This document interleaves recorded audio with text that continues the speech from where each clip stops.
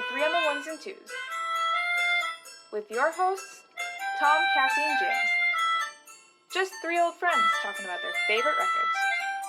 Think of it as the coolest book club for music nerds.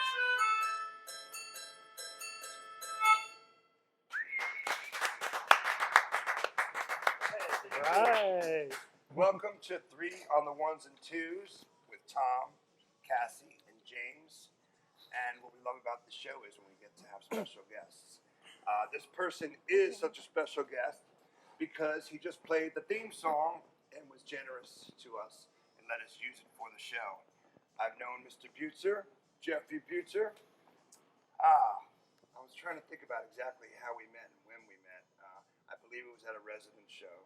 It was at a residence in the show. late 90s at the Variety Playhouse. It's a good place to meet someone. Excellent, and great band. And he said he loved hearing me sing in Spanish, which was funny. Yeah, because I had seen you at the old point, and I could have sworn you sung in Spanish. I was speaking in tongues. I was Yeah. just stage diving and screaming. But I'm a big fan of Jeffrey's. I was a fan of yours. I still am. Thank you so much for being a guest. Thank you for giving us the song for the show. Thank you for playing. I'm such a big fan of you as a musician, an artist, a comedian for sure. And we talk all the time about music and writers that inspire us. I'm so excited about this record that you picked today because it's not a record that I would have picked. And I love that when you have to rethink things. Mm-hmm. So I reached out to Jeffrey, and we're both huge Tom Waits fans. And he picked the record. We're going to talk about it in a second. And it's a record that I heard and I didn't really get or like, which is amazing. Sure. But because I love him so much and respect him so much as an artist, I said, what's wrong with me? What am I missing? And I went back and listened to it, and I listened to it completely different, and now it's one of my favorite records. So which record is it? We're doing Sheryl Crow's Real Gone from Cars 2. Oh, wait a minute. The soundtrack to Cars 2. Man, that's your kid's record. No, we're doing Tom Waits' Real Gone. I was told that your effects crew could green screen this in. Yes. Tom Waits. Cassie's got it too, though. Okay, I'm There you sorry. go. Tom Waits Real Gone, I'm doing prop comedy now. We love that, which is the record that he did for Epitaph. So it's a later on in life record, and it's all over the place. It's a beautiful record. So thank you for picking it. Yeah, thanks. Hoist That Rag. Yeah. You and I have played live. We have played that. Have you? Yes. Done that? Oh, I love that one. We did a show together called The Piano's Been Drinking. No, the Piano's Firewood. The Piano's Firewood. Man, Oh, yeah. no edits here. We did the show called Piano's Firewood. Piano's Firewood, yes. And doing Tom Waits songs. And we did that song. And what a banger. It's a banger. Yeah, I have to say it's my favorite album with the worst opening track. I don't like that Top of the Hill song at all. Really? Right, okay. Yeah, like Cool. Really? I really like it. It sounded like his son was into DJing, and he was like, "Yeah, I'll work you into it." I do think, is His that the son one? is into DJing. Yeah, He is, and that's what I it do is. think that one uses his son Casey like on the turntables, like Yeah. he's actually. Yeah, yeah. Well, he's always really been a fan of kind of flirting with that stuff. I mean, he does almost human beatboxing on it. Yeah. There's a lot of I think the way the album got started was he recorded all his beatboxes on 4-track, and then he in would his later bathroom, Yeah, I think, yeah. I read that. Yeah. Dead and Lovely.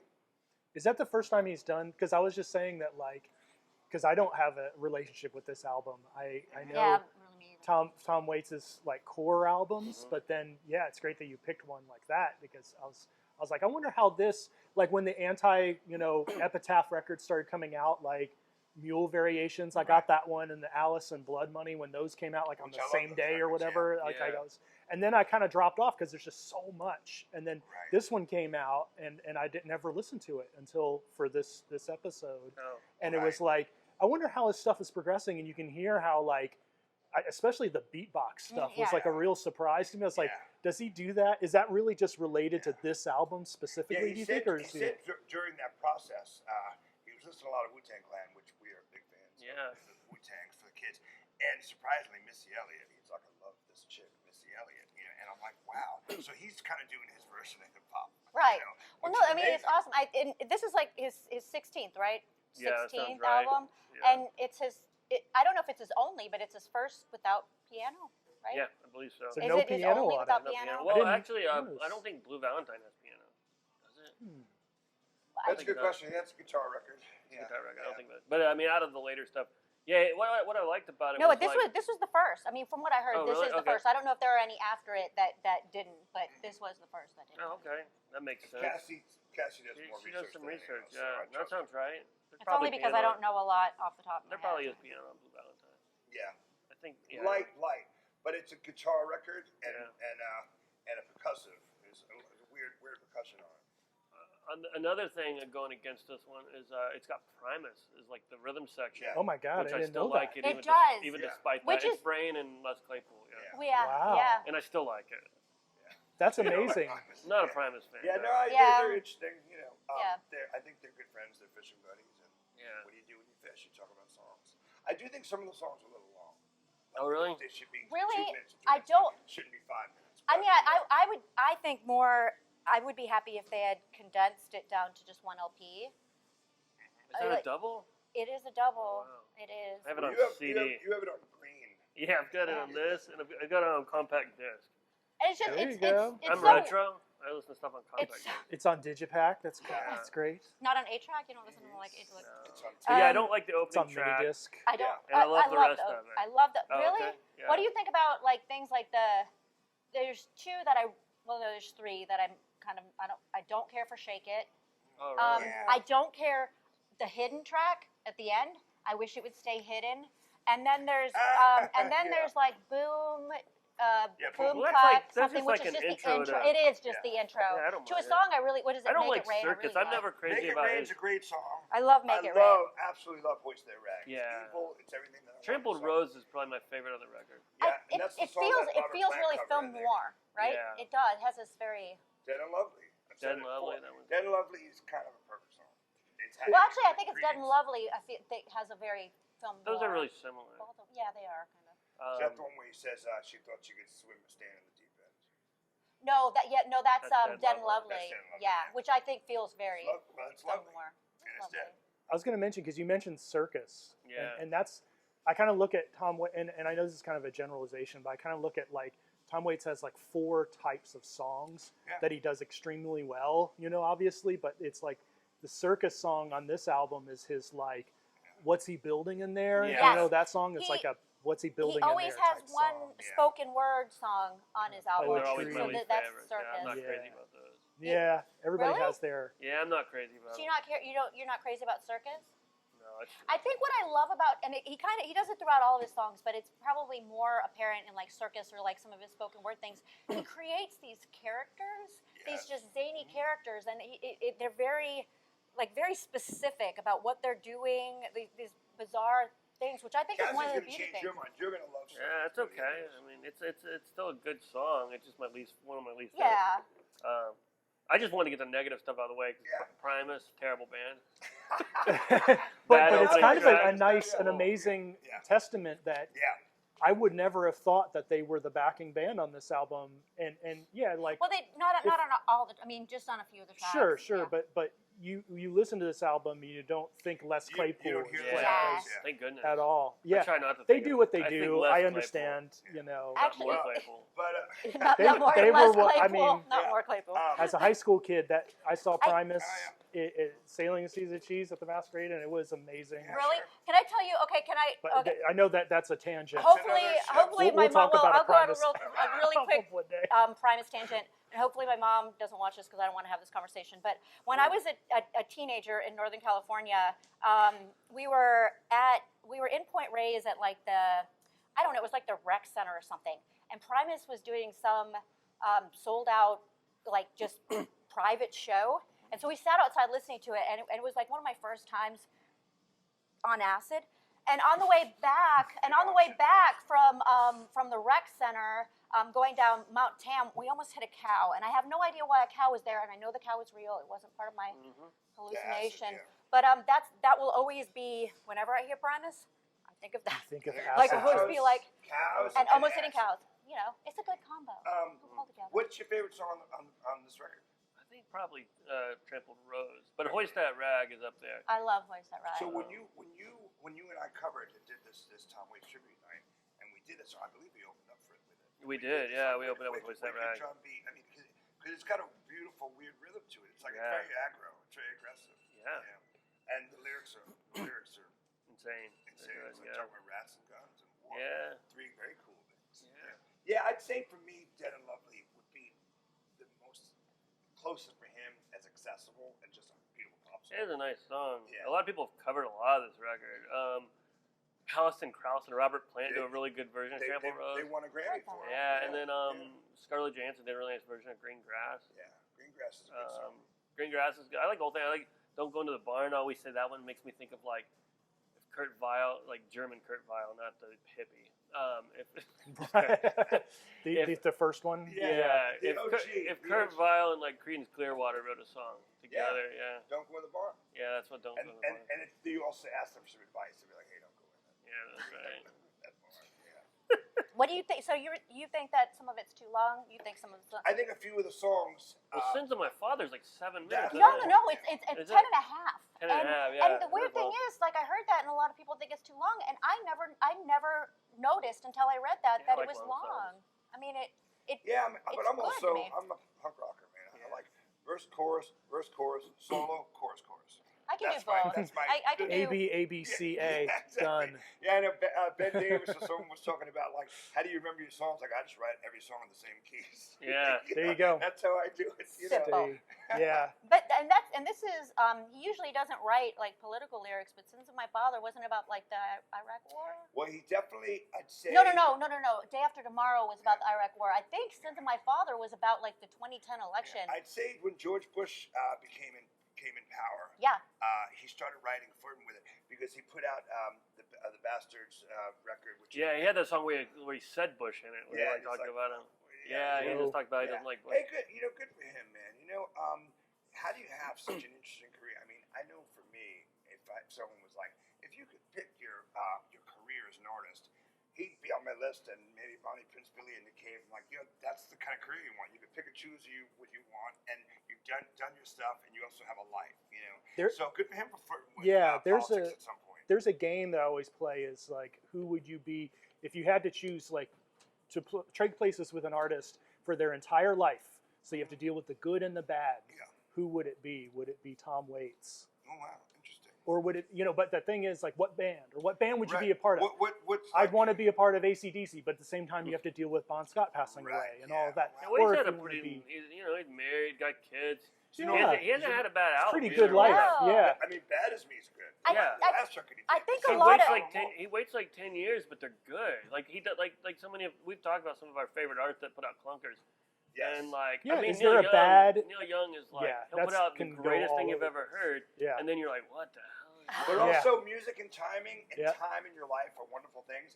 Because I recently revisited some Neil Young, and I lately haven't listened to Bob Dylan's born again Christian stuff, and I'm loving Oh, it. geez. So it's like I think in life, and if you're a musician or if you're just an amazing fan like Cassie, you go back sometimes, and there's things I despised years ago, and now I'm like, man, Yes. that's pretty good. Yeah. Yeah. And Well, you it's change. lovely, You change, know? and Yeah, your you perspective grow. changes. And But BBC, has there been a bad Tom that's Waits the album? thing. They probably. I don't think since his wife introduced him to Harry Parch and Beefheart, there's been a bad. Yeah. I think And some of those. Howlin' Wolf. So I think, pre-Swordfish Trombones, yeah, you're I think saying some you of those could are say terrible. maybe I think those. Foreign cannot Affairs be- is barely listenable. Yeah. Yeah. I think. I don't know any about his Well, early stuff. for me, It's bad. I have the 4 Okay. records from Swordfish Trombones. Actually, up until Bone Machine, and then his first 2 records are the ones that I listen to when I'm driving. Yeah, cross-country, yeah. I like most of them. I like Blue Valentine. Like I mentioned that one earlier. That one's really good. The Hardest Saturday Night. Look for the Hardest. What a That one's gorgeous really song. good. He uses Yeah. a car horn as percussion. That's really amazing. good. you Well, know? on this, I heard he like a lot of people are like, oh, he's banging on trash cans, and it's like, no, they're cereal boxes. Oh really? Which is like so interesting that he just to see random whatever things be like, I'm not going to go the direct way, just using Right. an instrument that does Yeah. that. I'm going to just grab something and like Right. make this. I think Yeah. that's what makes his sound so special is that he thinks outside of the. Yeah, and the last time I saw him play, his son was playing drums. His son is very into hip hop. I've never his seen son, him play. his son has turned him Seen a on couple to times. turned him on to a Yeah. lot of that stuff. So he's like, I'm not gonna have a traditional drum kit.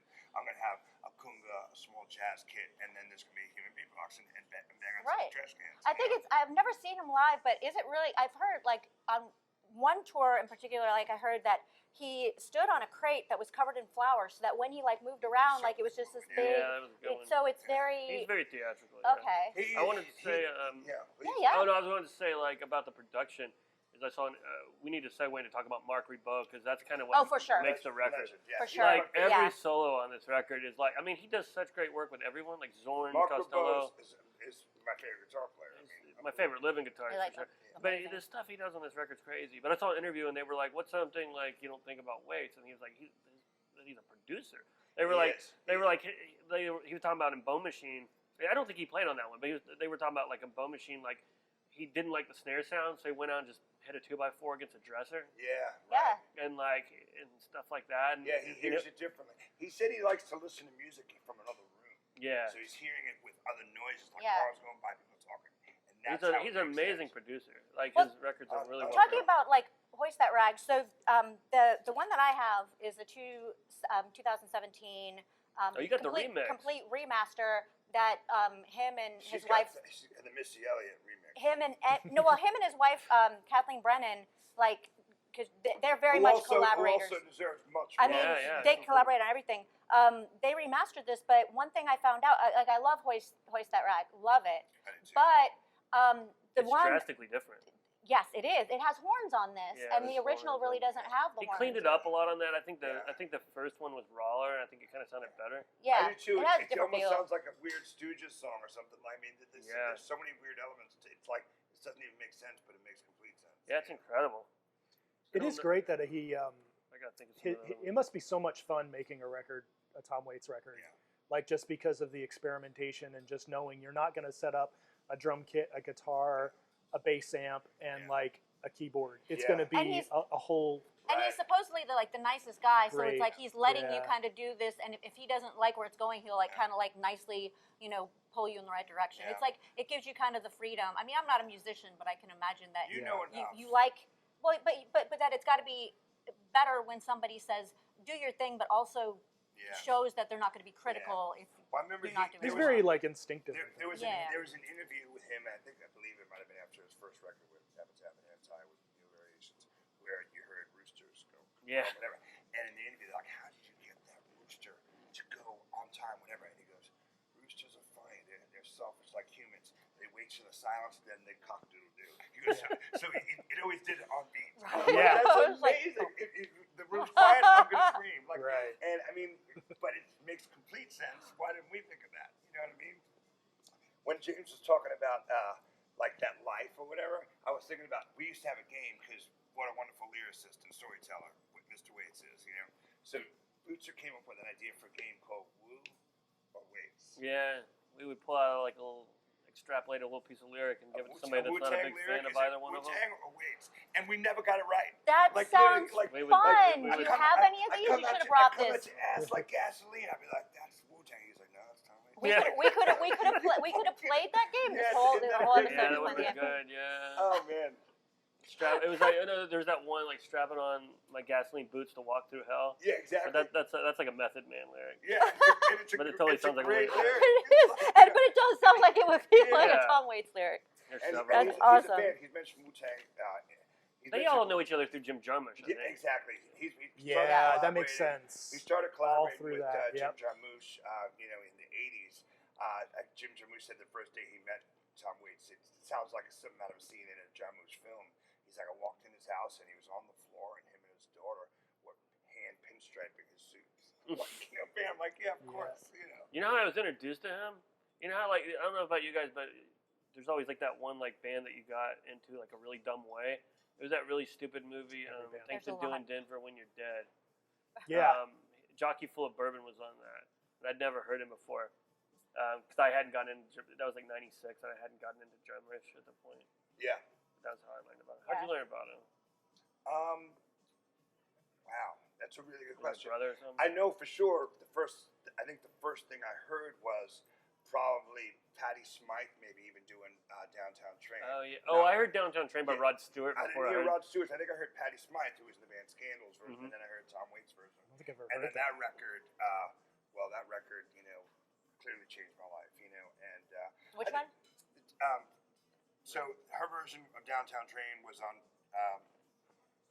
Rain Rain Dogs, and then he did that, and Right. Rod Stewart covered it, and then the song kind of blew up, But But her version, it was like her first solo record after was that not Horses? No, Patty Smythe. Patty Oh, Smythe, Patty Smythe, Patty Patty Smith. Scandal, I'm like, right? what? Like, Yeah. Yeah. Post Scandal, post The Warrior. I was yeah. close. It's like, Close Yeah. enough. Who's married to John McEnroe? Yeah, that's crazy, right. yeah. That's right. But forgot. you know what's funny? yeah. I mean, I can't even say who introduced me to him, which that's crazy because it's such a pivotal artist in my career. Yeah. But who cares? He probably came to me in a dream one night and said, "Yo." Yeah, I heard Leonard Cohen from Natural Born Killers because I was 13 when that came out. Yeah. That was my introduction. I got Just most put it on a soundtrack somewhere. Most, it of shows my, up. most of my stuff's through movies. Like I'll hear Yeah. some artist. And I'm like, Well, Jeffrey is a movie guy. When I Yeah, met I'm a him, movie That's right. I mean, he was running film. I was a film projector when there was film. That was my Yeah. job. And, I was a projectionist too for Oh, 7 man, years. it's a good job.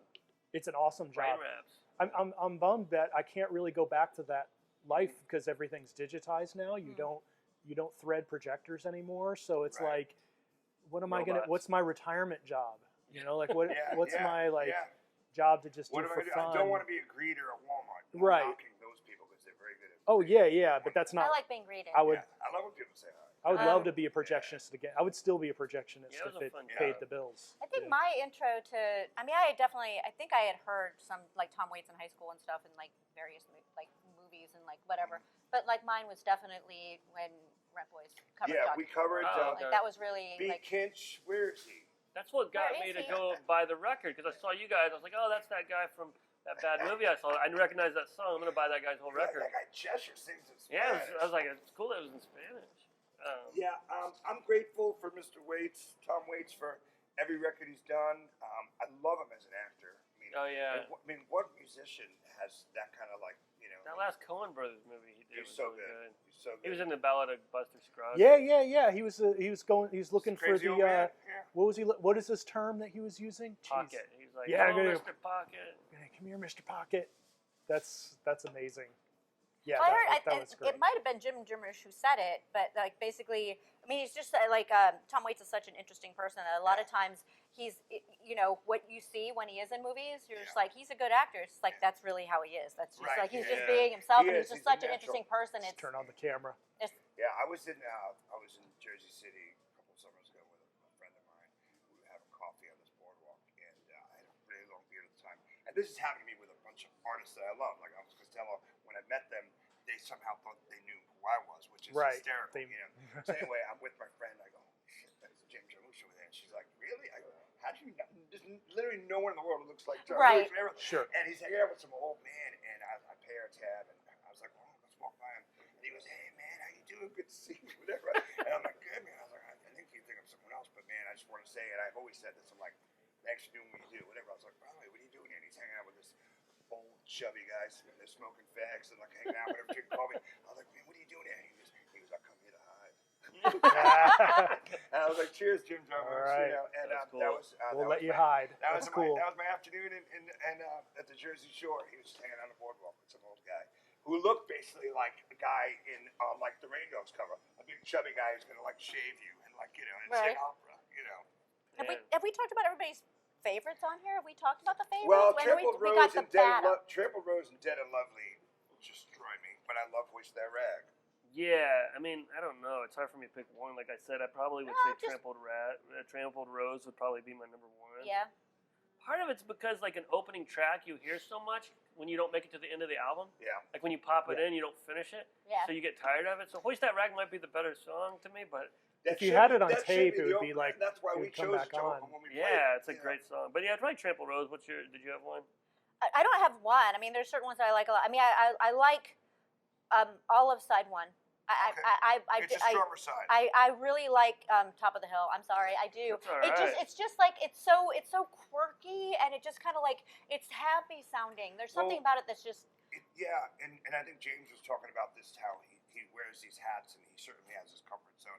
He really was born of another time. He's a vaudeville. Yeah, oh kind of yeah, oh yeah. character. And even when he performs, like it's basically like you're watching like this vaudeville performance, and it comes out. I just love the actual production on it. I love that it's not big, like Because he's been doing so much theatrical Yeah, stuff. Like exactly. he did Black Rider, Alice, Blood Money, and even Bone Machine's a little theatrical. he needs to go back to like this is almost like a raw like garage version of like It's like and the songs are a little more folky. They're less like theatrical, which I liked.